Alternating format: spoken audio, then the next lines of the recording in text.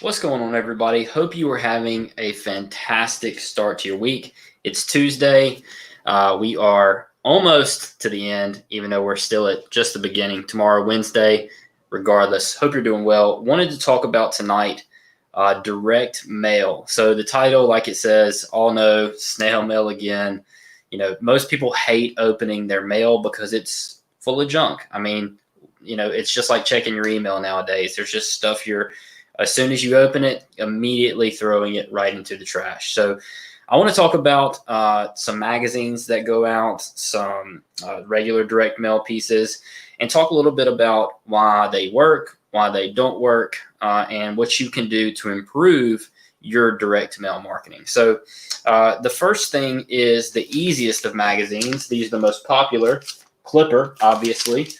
There's even some more local style magazines that do the same type of deals that are not Clipper, but they're basically copies of them. And they all do the same type of offers. They're essentially buy one, get one free offers. As you can see up here at the top, 15 for 30 offers. And they're good offers. I mean, people love purchasing these type of deals, and then they work. It typically drives in traffic. Here's the problem with magazines like this. They're keeping the money that the restaurant is generating. So if you look at, this is the first problem, obviously. You look at the 15 for 30, the restaurant is only keeping a percentage of that money for the most part. So very similar to how Groupon operates, Clipper also operates. So when they're selling these 15 for 30s, the restaurant is not keeping but a small percentage of that money, if any, and they're getting the customer foot traffic in exchange for giving Clipper this style of deal. Now, that's not a bad thing because their marketing fees at that point are wrapped up in their food costs. And if they're confident in their food driving customers back in, it's a good way to advertise. But what's the problem with Clipper? Well, the number one problem is they get no data from this magazine. Everybody who's interested in buying these offers, these, like this one's on the front right here, 10 for 20, they're not keeping any of the data. The people are buying these offers and they have no idea who they are. They don't get to remarket to them or redo ads to drive them back in. It's just offers that are really good offers that people typically purchase, but they have no idea who's purchasing them or really who's coming in with them because they don't keep data off that. That's a huge problem with the Clipper style magazines. Now, the next style of direct mail we have is just these mail pieces, probably from a company called Mail Shark. It's usually like a menu of a restaurant with a couple of coupons attached. So you can see this is the entire menu of a restaurant here. And then on this little flap, there are some offers right here. So you can see like pizza and wings combo, one large cheese pizza, 8 wings, and a soda for $21.99.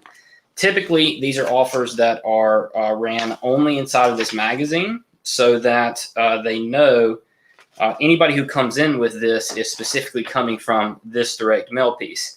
Again, the problem with that is you're not collecting any data from these people. You just, these are people coming in with this offer, but who are they? You have no idea who they are, and you can never remarket to them. How should you be doing direct mail? What's a correct way to do this? And it's funny because I have lived in this house now for just about a year and have never received a piece of direct mail for what I'm about to show you. I've literally gotten, hundreds of magazines, cut out little ads from all types of restaurants, and none of them have done direct mail right. How do you get people to open up their mailbox, take an action that's valuable for you, and then be able to convert those people into customers? Well, it's actually simpler than you may think, and I'm going to show you that right now.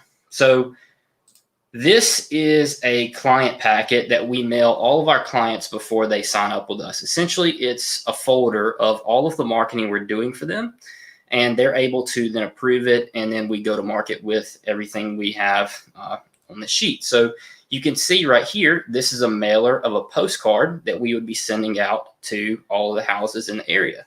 You can see it's super simple. Buy one entree, get the second for 50% off. It's actually less of an aggressive offer than these Clipper style magazines. He's not giving a completely free entree when someone buys one. And that's simply because this restaurant's average check is extremely high at around $100 per party that comes and dines in.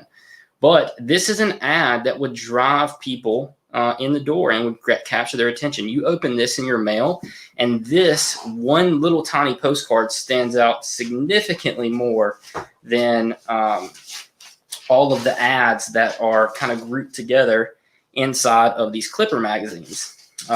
What's even better about that, actually, is this is the only thing that this prospective customer is opening. They're not just getting an entire magazine full of all your competitors that you're advertising in. They're getting one simple mailer that gives them a very specific action to take, and that's a QR code that says scan me. So many people were saying before Corona hit how QR codes were dead and nobody scans QR codes, nobody uses them. Well, many people in the restaurant marketing world knew that QR codes were successful. They've worked for a long time and they continue to work. And just look at where QR codes are now. We typically use them every single day, especially if you're going out to dine out with restaurants. You are using and scanning QR codes for the most part on a daily basis. So, that's kind of funny to us when we say QR codes were not being used or they weren't working originally. Now they're working extremely well. But imagine if you could mail out a postcard that looked like this.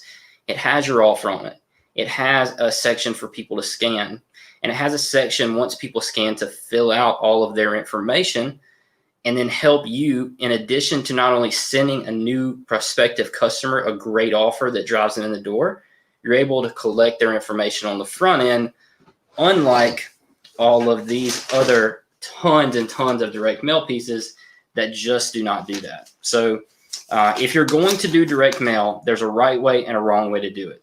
The wrong way is to use all of these magazines that have been around forever now and not capture any data from any of these things. With these, you're getting people in the door, but you're getting people who are hungry for discounts and offers back in on a monthly basis instead of the customers you want coming in the door.